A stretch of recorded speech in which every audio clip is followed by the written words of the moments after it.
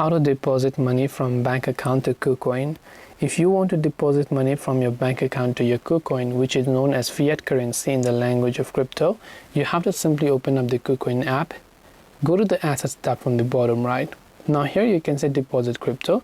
Now don't worry, we are not depositing crypto, but when we select deposit, you can say crypto and fiat. And since fiat currency is what we want to deposit, we will select fiat. And over here you can select in the currency that you want. So currently in my country, USD is not available, but I can choose euros over here.